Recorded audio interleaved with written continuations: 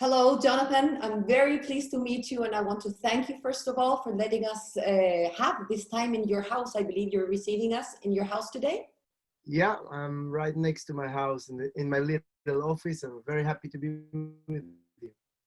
Well, everybody's in their houses nowadays. It's impossible for me not to address the COVID issue, first of all. I was reading the news this morning about Israel, and I heard you are on the verge of the lockdown again. The cases have been growing up, and you may be facing the second wave of this pandemic. How are you? How's your family? Well, yeah, we are facing the second wave of the pandemic, and I'm actually part of this second wave. You're speaking to someone who was diagnosed with COVID-19 a couple of days ago, Oh, with all my family. So we are all positive. Actually, except of one girl. I have three girls, and one girl is negative, but she's with us, so she's probably positive already. anytime. Um, it is what it is, you know. We have to deal with it. We have no idea how we got it, but it's all over the place in Israel. It's very hard to track and detect where it came from.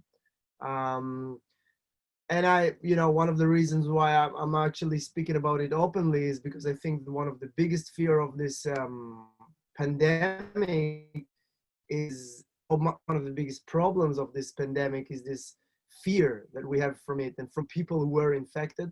Um, we're gonna have a lot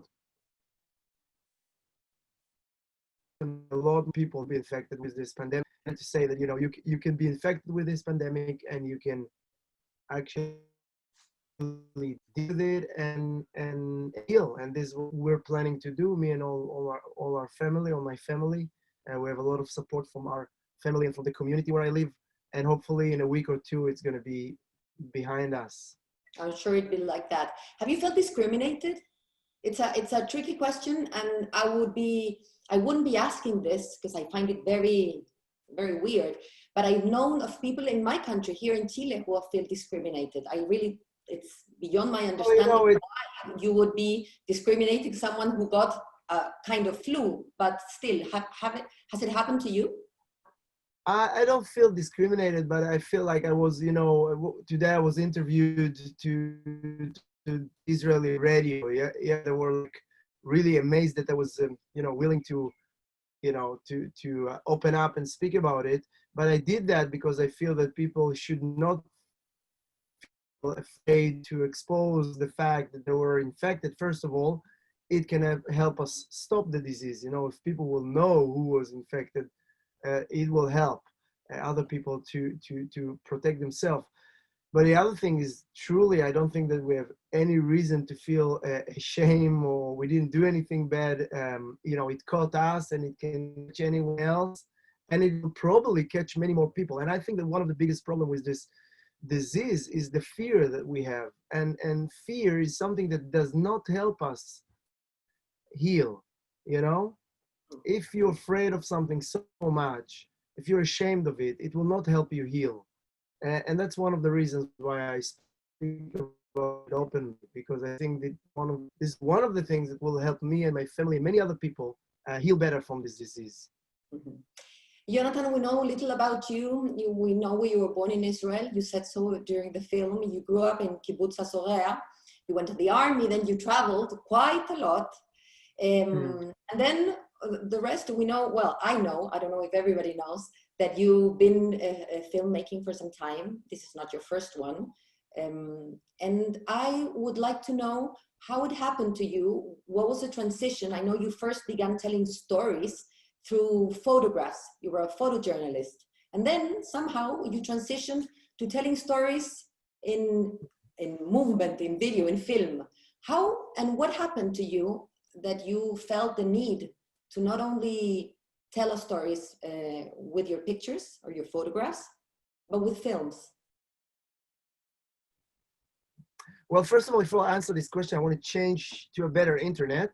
So it will take me a second. Sure. Okay, this is better.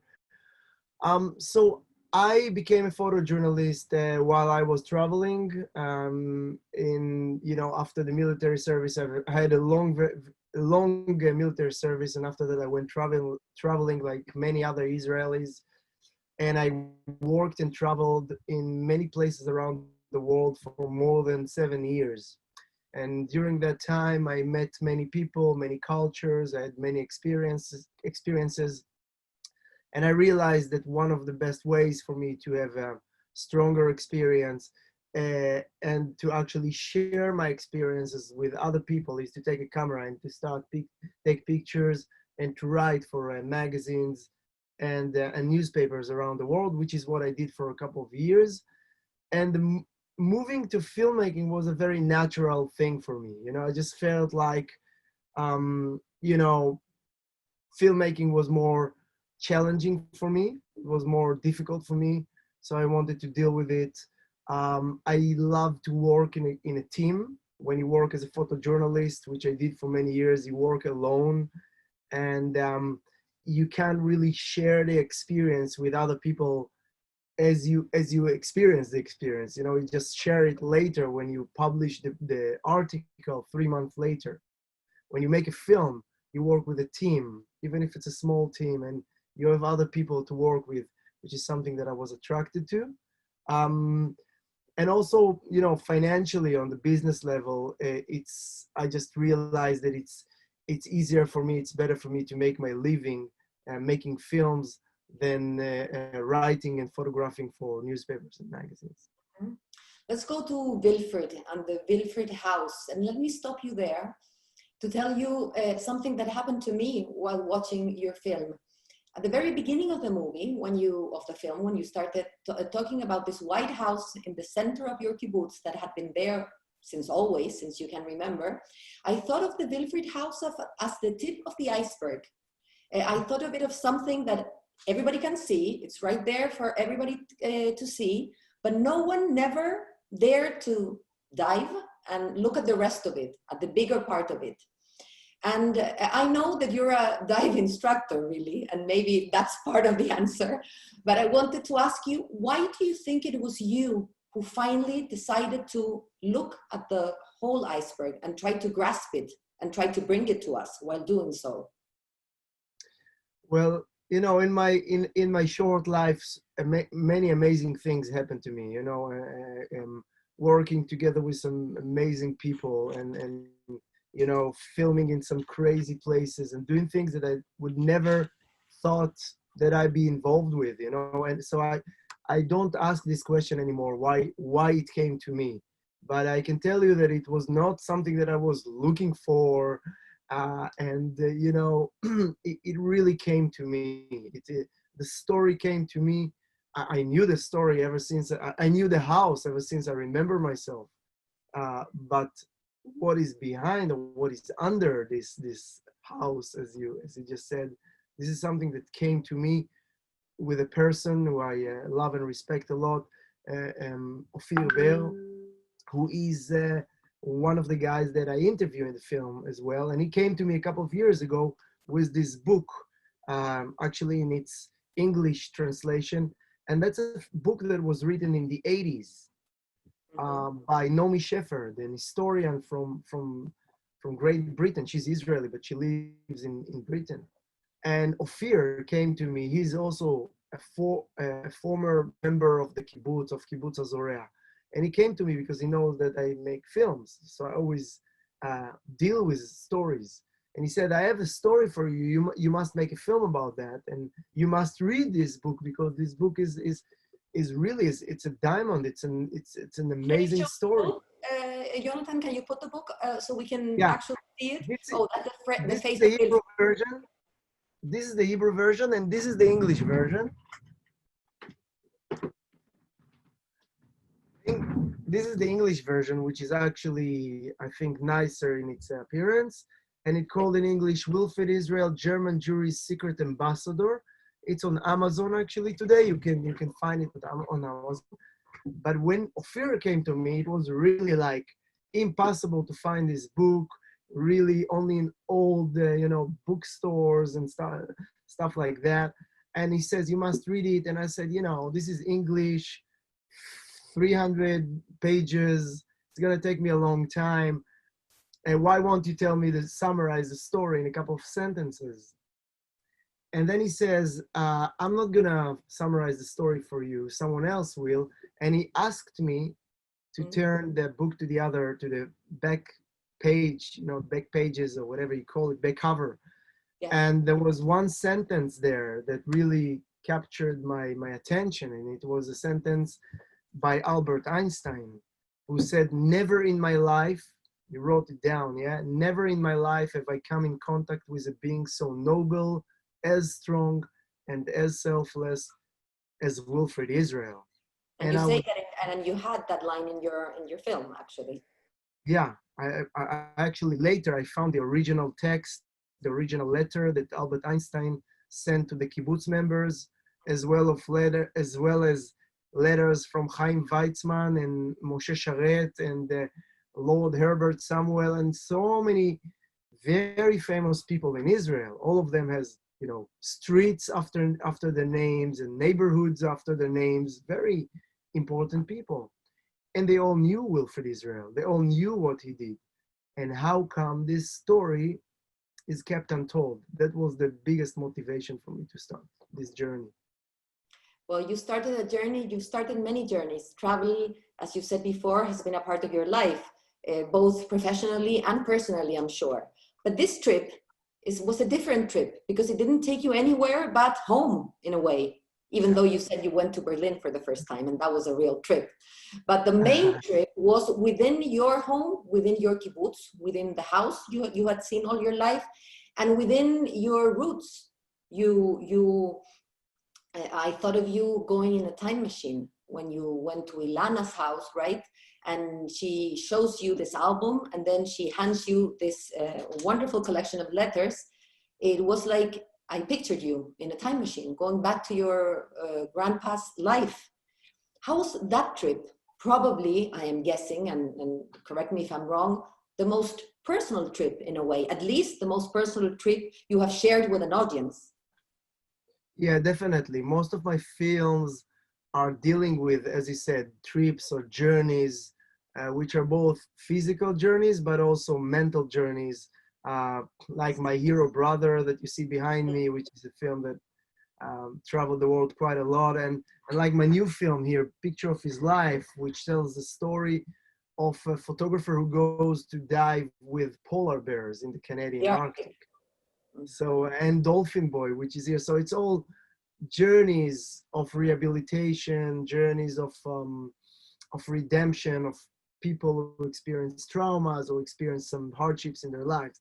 And here I had to go on a journey, as he said, inside towards the past and try to really um, understand what was happening, what was the reason that kept the founders of the kibbutz. Most of them were already dead when I started my journey, to build a big house after a name of a person who obviously was an amazing human being.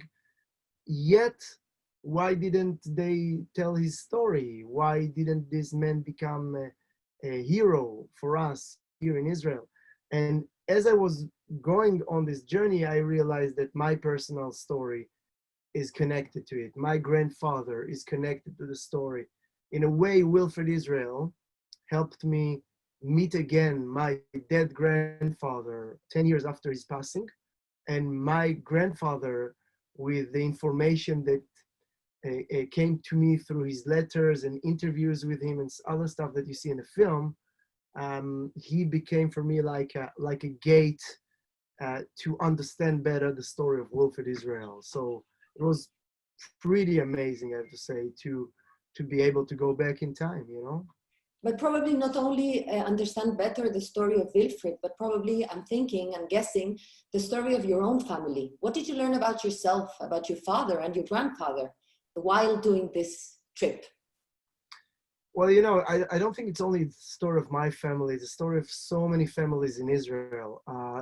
The silence after the Holocaust was embedded in in the DNA of Israel. You know, it's part of the DNA, and it opened up a bit many years later in the 80s and in the 90s, but some things never really opened up. And I think the two main reasons why Wilfred Israel's story was kept untold was because he was doing two main things that that that were considered as almost like a betrayal in Israel when it was founded in the late 40s.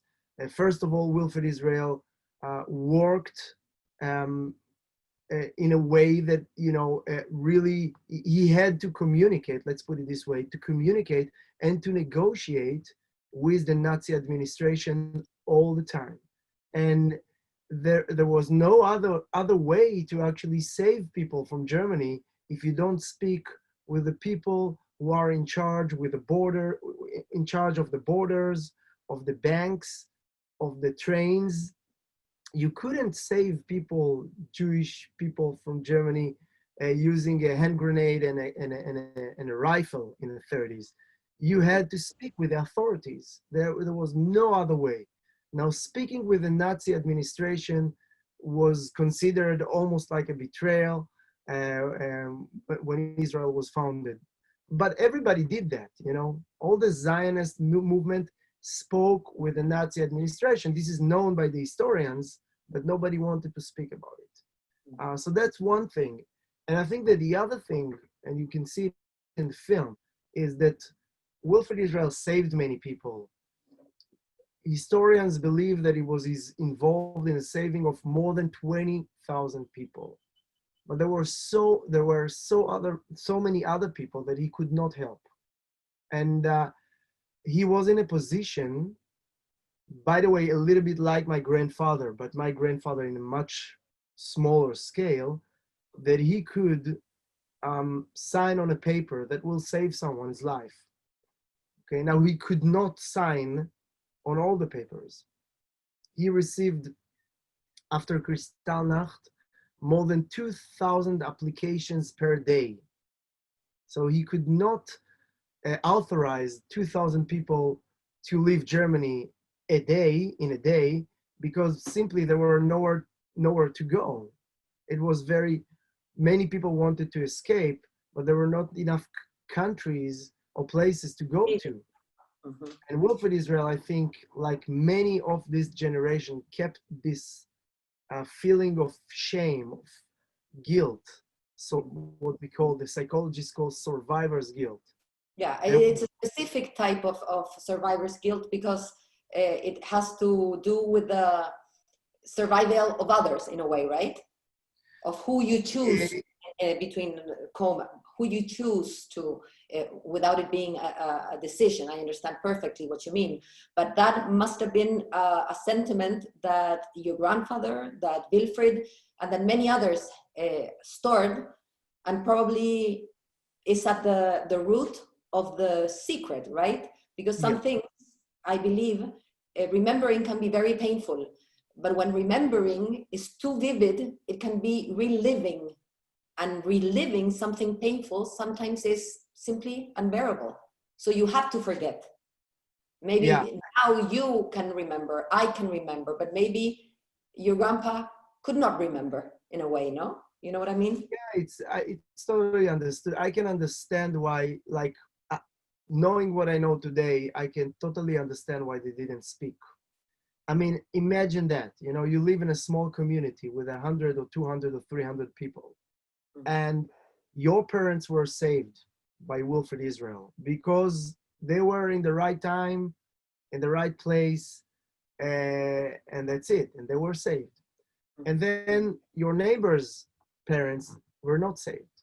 Not because they were not close to Wilfred Israel. By the way, Wilfred Israel, some of the people some of his best friends in the kibbutz, he could not help their parents because they were just simply in the wrong time, in the wrong place. He couldn't get to them or whatever, And then, are you gonna celebrate this person and say he's a big hero when you know that he could have helped your neighbor's parents, and he didn't, or he couldn't help your neighbor's parents, even though he really wanted to, but he couldn't. So he was an angel for you, but for them, he was the last hope. And he couldn't make it. So I can understand why they didn't speak, and I can understand why it took 3 generations to really open this story and to bring it to the public. I can tell you that today, I believe that Wilfred Israel is, it's like a critical mass of people that know his story, and we passed this mass. I was showing this film in the United Nations main offices. I was showing this film in the most respected Holocaust museums all around the world. He is part of the narrative today. He's part of the education system in Israel for school children. So history can be changed. It's very hard to do that. It takes years, and you need many, many good people that work on this film together with me. You just speak with me, but behind me there are maybe 20 or 30 people that I want to mention. I'm not going to do that right now, but they know who I mean. Without them, I could never make this film, and we could never make this change in history, and to bring back to history this important person. And maybe, Yonathan, not only a change in history, but maybe even most important for the grandchildren, for the families, is the elaboration of the trauma. Maybe the trauma can be only elaborated sometimes in 2 or 3 generations later. And in this case, you were the figure, maybe you and your team were the shrinks that helped the community to elaborate this trauma. And I wanted to ask you how the people in the Kibbutz HaSorea received this. Because this was a story that relates to your family, but to many other families. And I remember the scene of the cemetery in the kibbutz with the 6 pillars, with the names of the ones that couldn't come, that are in a way standing beside the tombs of the lucky ones, right? Of the ones who could come. And they are resting in a way together, even though they never did rest together. It's a symbolic. And yeah. I wonder how the other grandchildren, the other descendants of these pioneers in Kibbutz HaSorea received this, and how maybe it helped heal. I don't know. Could you tell us about that? I was really afraid actually before the screening in the kibbutz. I didn't know what will be the reaction. And there was like electricity in the air because, for you, it's only names, but for these people that sat in the audience and watched the film, it was really their parents, the grandparents, real people. But I was very happy that after the screening, so many of this second generation, people that today are 70, 75, they came to me. What? Like my father, yeah. Like your father, yeah. And many of them came to me and told me things like, thank you very much for exposing this story, because now we understand our parents better. We didn't understand why they kept quiet, why they didn't speak. Now, they were not only quiet about what happened in Israel, they were not only closed regarding to the story of Germany. They were, generally speaking, people that kept their feelings for themselves, because after something like that happened to you, you cannot let your feelings out, because it can be painful for you or for others. So there were these kind of people that really keep their emotions to themselves, and their children came to me after the screening and said, thank you, this is something that we didn't know, and now we understand better our own story. So in a way, I believe in what I call docu-therapy, documentary filming as part of healing process. And I actually made even a TED talk about it, about docu-therapy, healing trauma through documentary films. And you can see it on TED, TEDx. But Dolphin Boy was probably just that. So Dolphin Boy is docu-therapy, and My Hero Brother is docu-therapy, and Picture of His Life is docu-therapy, and The Essential Link is docu-therapy, and Cutting the Pain is docu-therapy. All my films are docu-therapy.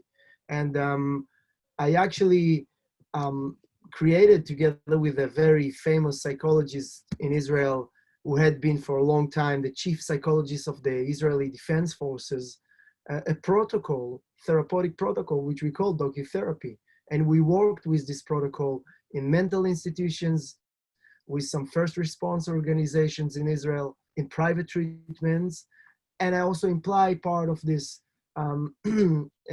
protocol into my commercial films. The idea is that, you know, documentary films can replace the narrative, can create an alternative narrative. And then that means that we have a lot of responsibility when we make documentary film, because we can actually change and replace an alternative, take a victim and makes him into a hero and into a storyteller, and really go through an important therapeutic process using the camera and the editing room and even the distribution. Even after that, you go on stage and you speak about the film, you affect people, you have an effect on young people many times. In this case, you even have an effect on the narrative, not only of a person or of a kibbutz, but you have an effect on the narrative of a whole country, of a history of a whole country. And this is something I take really seriously, because it's important, and I know it can help, it can lead to healing, and this is what I'm trying to do. I am sure it can lead to healing, and I thought of it while watching the film without ever knowing about this. People know that this is our first conversation, and I ignorantly had never heard about the docu-therapy, and I find it amazingly interesting. I think it's obvious in a way, like many intelligent things after they're discovered by someone else. But as I was listening to you, it strikes me as obvious. Telling a story in filmmaking is a way of retelling a story, re-giving it a significance, and thus elaborating it. And what is therapy all about, if not about that? So Yeah. I find it very, very interesting. And I'm thinking, especially in the world we live today, or even about the pandemic, how this could be a useful tool, well, almost in everything.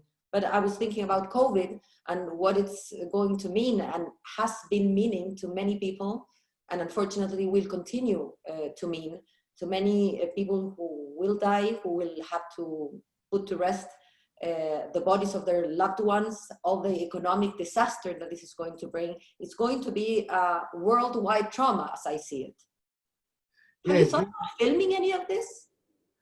Well, you know, I'm trying to. That's another question. You know, what is the stories that you're telling? Because the stories that you're telling has a huge effect on yourself as a storyteller, but also can have an effect on the society and on the millions of people that will watch the film. So what I try to do is I try to look for inspiring stories, and not simple stories, not easy stories. None of my films are telling beautiful, you know, funny and beautiful and great stories with no conflicts and no problems. No, all of my films are dealing with very complicated situation, psychological situation of people. Some of them really dealing with people who experience extreme PTSD, post-traumatic stress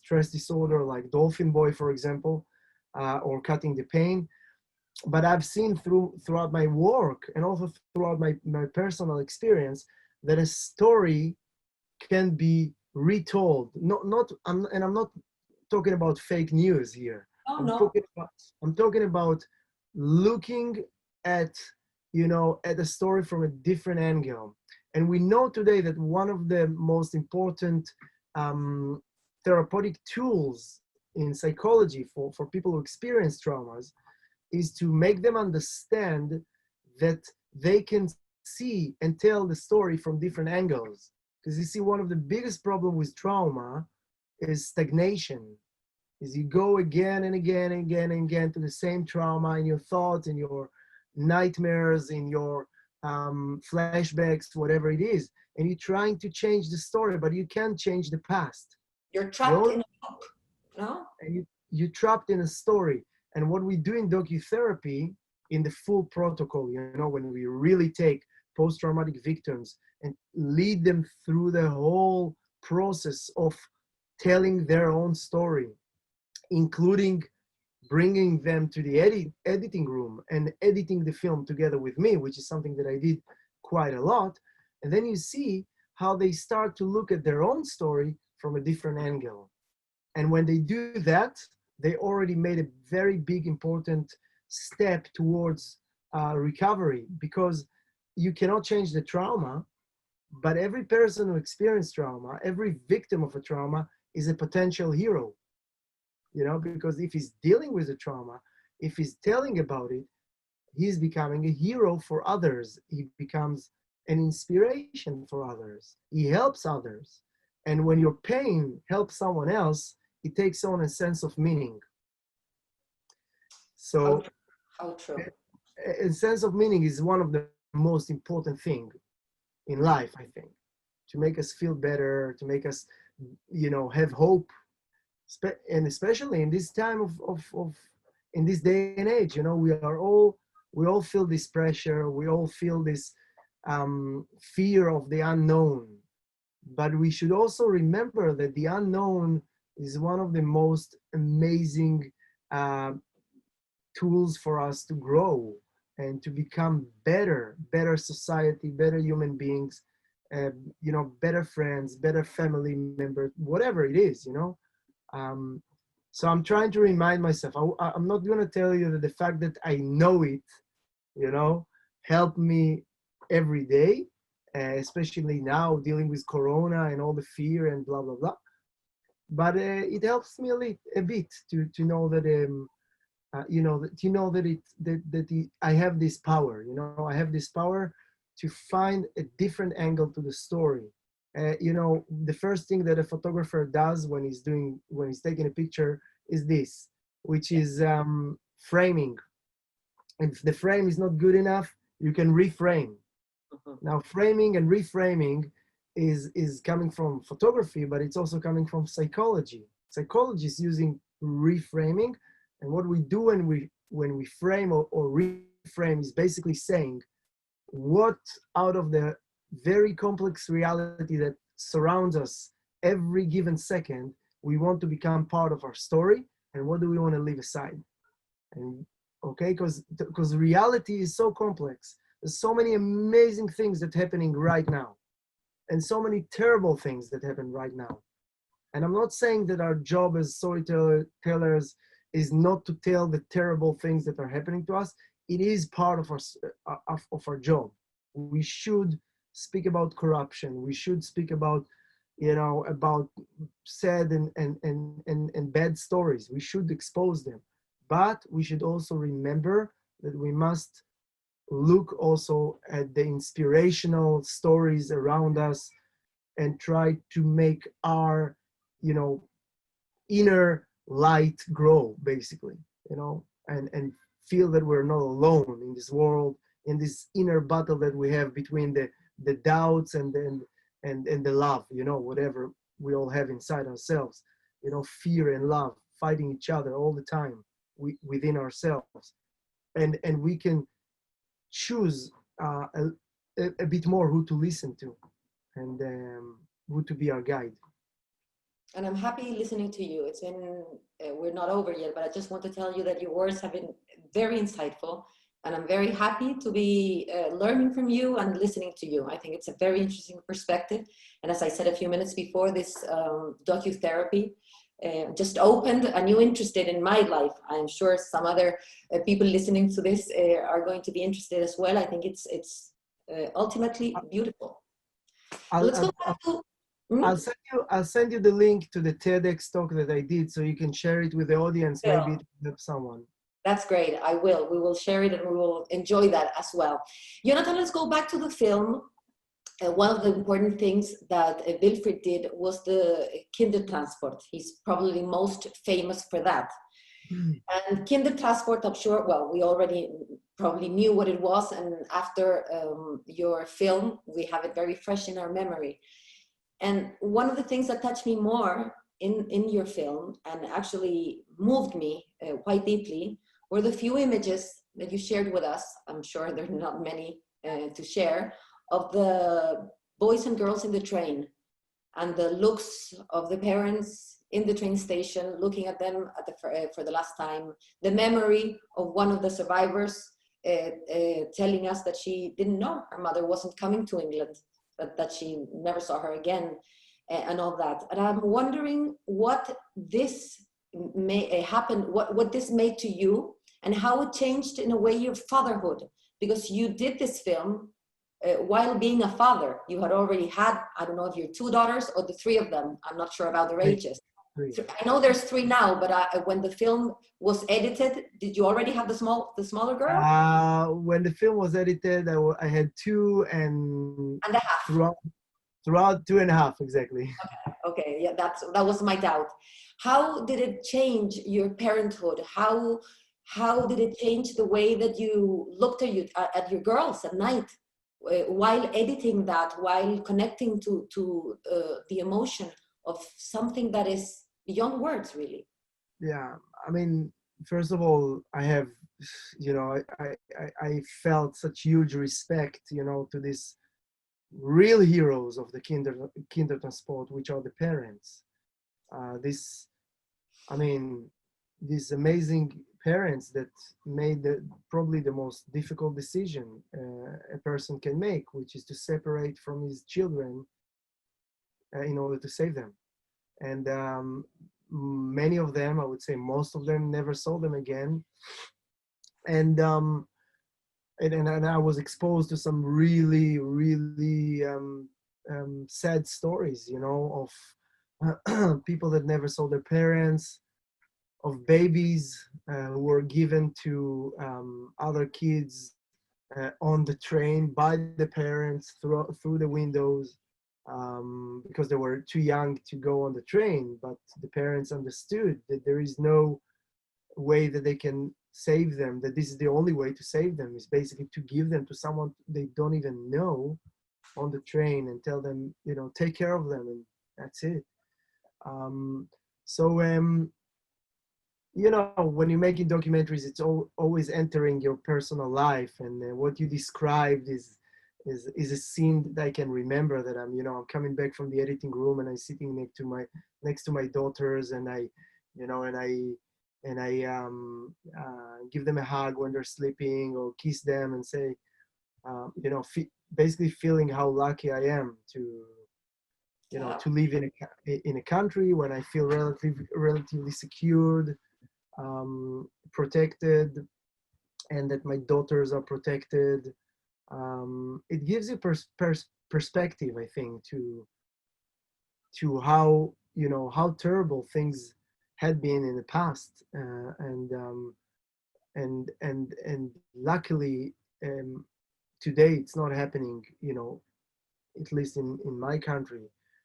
There are other countries around the world where really terrible things are continuing to happen, but I felt, when I was hugging my daughters, I felt lucky that I am with them, that I can protect them, that I don't need to separate from them, and just to feel huge respect to this generation, the generation of my grandparents, that have been through this terrible, terrible nightmare, that really, killed their friends and families, and yet they were able to come here to Israel and to build a country, and to create something positive, from this pain. So that's what I felt, I think, when I dealt with this very difficult materials. There's a lot of material about the Second World War, about the Shoah. Many, many, many books have been written. There's documentaries, as you said, for the first decades, it was secret, a taboo. But that opened up decades ago, and today the new generations, even us, we're not a new generation, but we have access to a lot of material. And let me share something on a more personal note. I'm a person who likes to understand. I'm probably not alone in that, but I like to understand. I read because I want to understand. I read a lot of nonfiction because I really want to understand. But to me, nothing that I've ever read or watched about the Shoah has helped me understand a bit. Never really. And I was wondering if you, that had access to the first-hand documents, first-hand testimony, you were touching history more than I ever had, more than many of us never had. Were you able, Yonathan, to grasp a bit more, to understand a bit more how this was ever possible? First of all, the story of Wolfed Israel is dealing a lot with what I call the small Holocaust. You know, this is the Holocaust before the Holocaust. It's Germany, 1933 to 1939, September 1939. This is the most of my pre-final solution Germany in a way, right? Yeah, pre-final solution Germany, a very confusing time, which is not, it's not like the situation of the Jews is going worse and worse and worse and worse all the time. It's going like this in waves, you know, some slightly better times, some bad times, and then another. So people were very confused. They didn't know what is going to happen. Today we know what happened, so we can say, hey, why didn't everybody leave Germany before? There were 500,000 Jews in Germany in 33, 200,000 stayed. So 60% were able to leave. Most of them couldn't leave because there were nowhere to go. Nobody, almost no country wanted to get get refugees from Germany, and certainly not all the refugees. So it was, you know, just a percentage could leave, had somewhere to leave too. But I also read many stories of people who left Germany and came back in 36 and 37 because the situation was so terrible in Israel or in other countries, in Palestine or Eretz Israel, whatever you call it at the time. And they were, you know, they were lawyers from Berlin. I mean, what can they do in this desert? So they came to Israel. They saw that it's really difficult, and they came back to Germany. What I've learned is that, you know, when you look at the history, when you just look at the numbers, you get some kind of feeling of the situation. But when you really go deep into the stories, into the personal stories, into the letters, then you can start imagining yourself in their situation. And this is something I think very sad, but also very important, because can I understand what was happening? Can I understand how did it happen to the German people that they supported, enough of them supported Adolf Hitler? I'm not sure, but I definitely know that something like that can happen, you know? It happened already, and we should all the time, you know, stay on guard, yeah, and make sure that it's not happening again. It's not happening. It's not a magic that was happening. It's happening between human beings. It happened throughout a long period of time. It's not something that happened in one day. This change of perception, you know, when people believe that they can kill someone else in a gas chamber. It's not happening in one day, you know. It's a long, complicated process that is happening to a society. And we should definitely read about it and learn about it to make sure it never happens again, nowhere in the world. Yonathan, it's been almost 50 minutes now. It's time for us to say goodbye. I want to thank you from the bottom of my heart. This conversation has been very, very moving. And I want to thank you most of all for the essential link, a beautiful story with beautiful music, by the way. Thank you for sharing to the rest of the world and with us, especially tonight. Have a great day. I hope you recover from your disease, that your little girl never gets it or never knows that she gets it, and that you're happy and healthy very soon. Great. I just sent you the TEDx talk if you want to watch it. And I have just one request from you. Of course. One of the things that I learned from the story of Wilfred Israel, that we, the people, the public, we have the power to to change the narrative. You know, we can make sure, we did make sure, me and the rest of my amazing team, that the story of Wilfred Israel will be known in Israel. And now you are the ambassadors. You are the ambassadors in Chile or in other countries in South America, wherever people see this, to tell the story of Wilfred Israel, to read more about it, to write a Wikipedia. We have a Wikipedia in Hebrew, in German, in English. Write it in Spanish. You know, make sure that people know the story, because he was a person that we should all remember, and he is an inspiration for all of us. So this is my only request to you. Thank you so much for your time. It was really interesting for me as well. Have a great day. Bye bye. Ciao, ciao. Bye. Ciao.